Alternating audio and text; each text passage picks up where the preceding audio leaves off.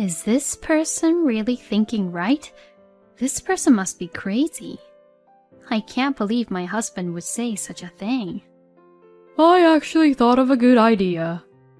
Even though I only earn $1,000 per month, I actually already have something that's perfect. Huh? What is it? It's our house. Come again? So I'm saying it's our new house that we built recently. Excuse me? What the heck is he saying? Is he okay? Wait a minute. Are you being serious? Of course, I'm always serious. I'm sure that Kim would cry with joy and enjoy this as her present, for sure. How could I even allow you to give away our newly built house to your sister? Shut up.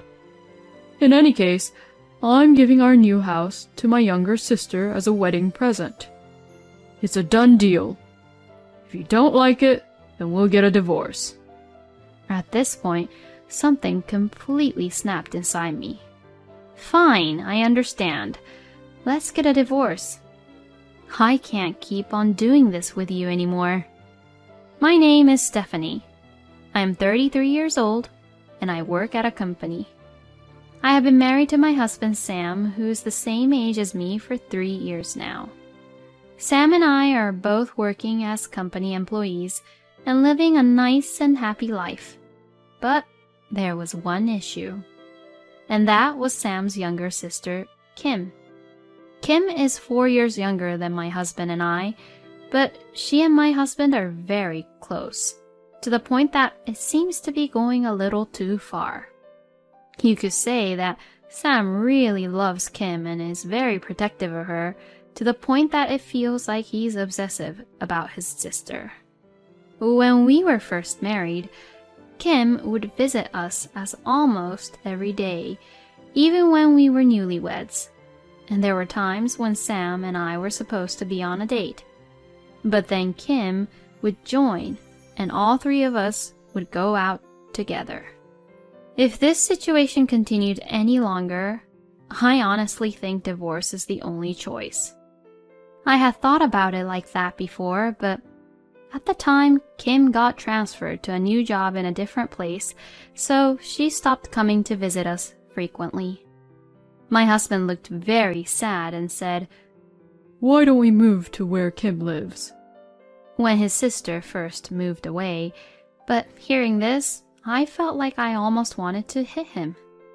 After that, Kim and my husband would only see each other at Thanksgivings and other gatherings at Sam's parents' house. So from then on, my husband started to care about me more, and our marriage was going well for a while. But our peaceful days would get ruined because of what would happen.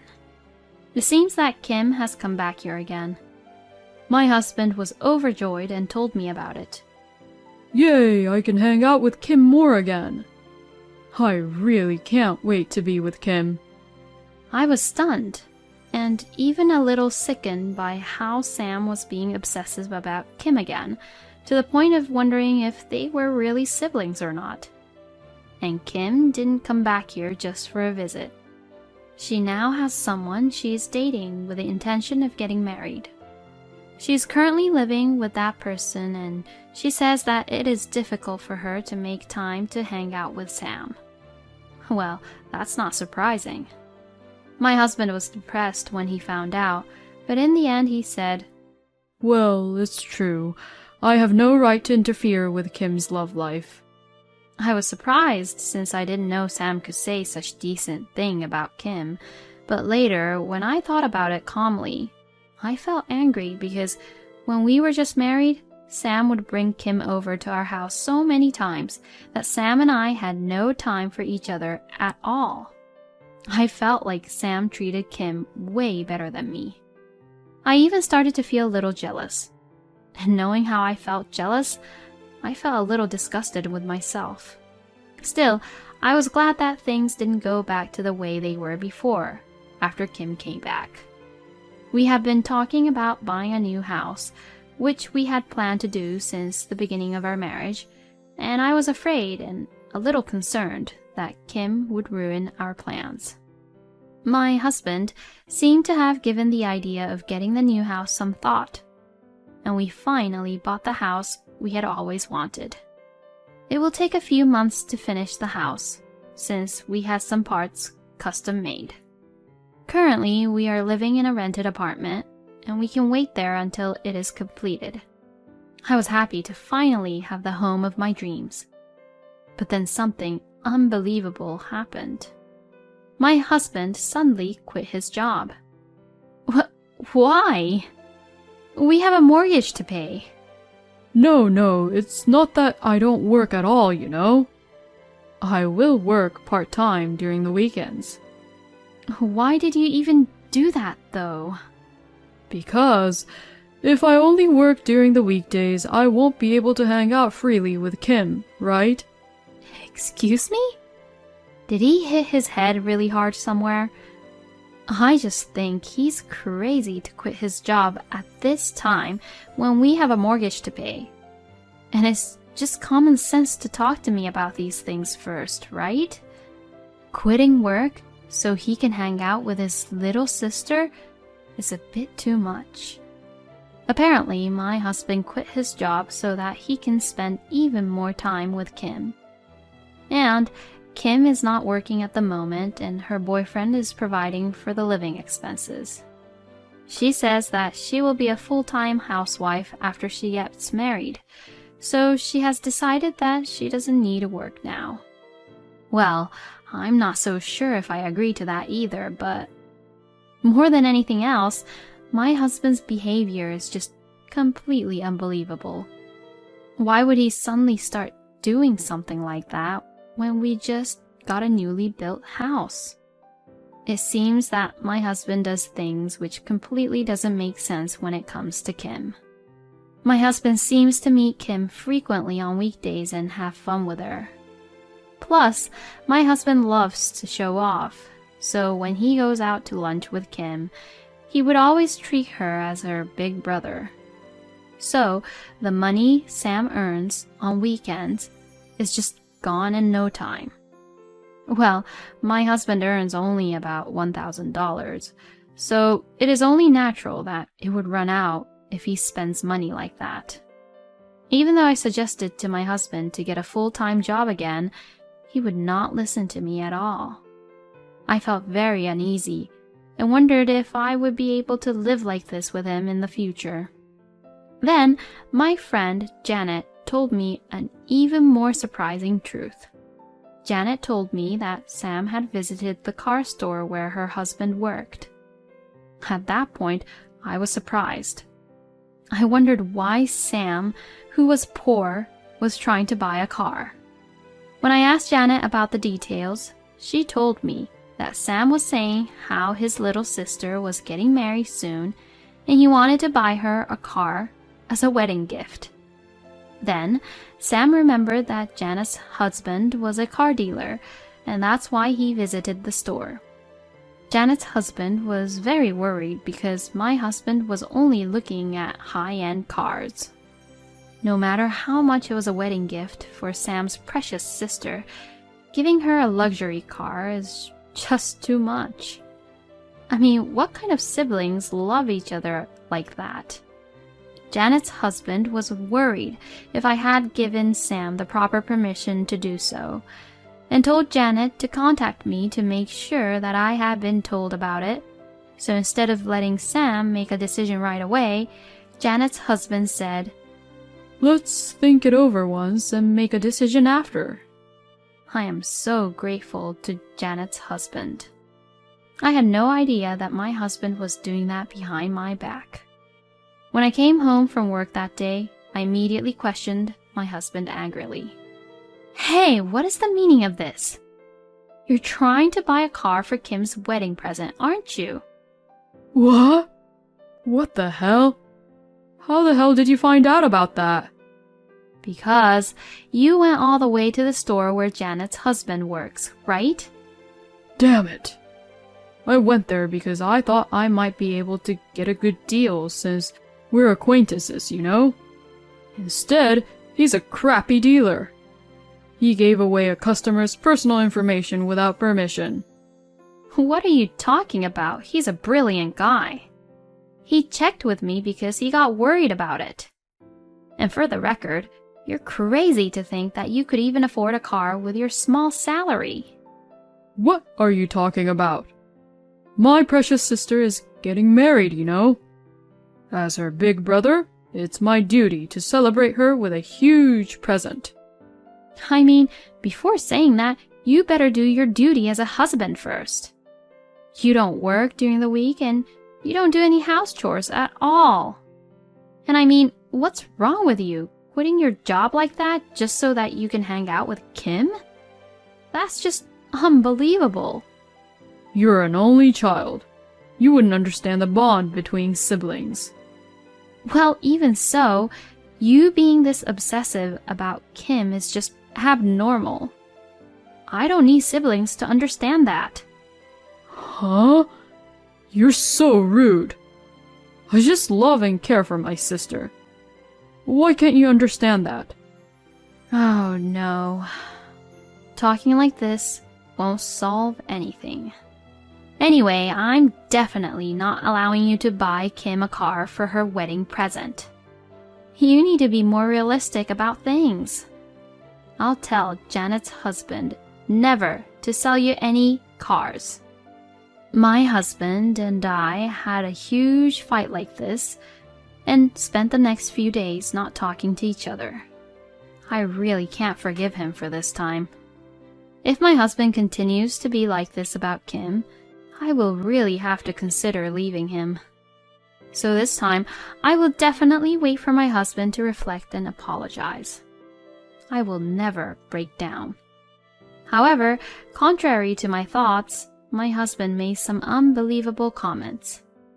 One day, my husband told me he needed to talk to me, so we sat across from each other on the living room sofa. There was a moment of silence. I guess Sam could tell that I was really angry with him because I had not spoken at all. Then, my husband began to apologize and said, I'm sorry about the other day. I was out of line. I won't give Kim a car as her wedding present. I can't buy a new one now anyways. I was glad that he was sorry for what he said. Thank you for understanding. My husband is not able to make calm decisions when it comes to Kim, but this time he seems to have gotten himself together. I just hope he will start working as a full-time employee again. The next moment, while I was relieved, my husband opened his mouth and started to talk, saying, So, about the wedding gift to Kim. Oh yeah, what are we gonna give her then? If it's a wedding gift, I think it should be something that they can use like dishes or like tablewares. No, I'm not going to give her something that small. Actually, I've got an idea. My husband grins as he said that. Even though I only earn $1,000 per month, I actually already have something that's perfect. Huh? What is it? It's our house. Come again? So, I'm saying it's our new house that we built recently. Excuse me? We're giving Kim our new house. How about that? It's the biggest gift anyone could receive as a wedding present, right? I was speechless and in shock that I almost fainted. What the hell is he saying? Oh, wait a minute. Are you being serious? Of course, I'm always serious. I'm sure that Kim would cry with joy and enjoy this as her present for sure. I don't even know what to say to you anymore. You really are stupid, huh? Of course, anyone would cry with happiness if they got a new house.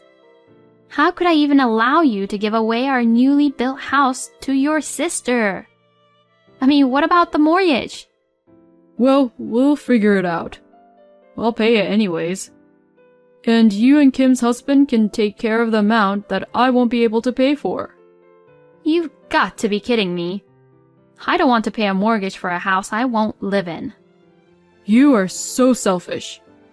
Why don't you want to take care of my family that much? Well, I can't live up to your standards. Shut up! In any case, I'm giving our new house to my younger sister as a wedding present. It's a done deal.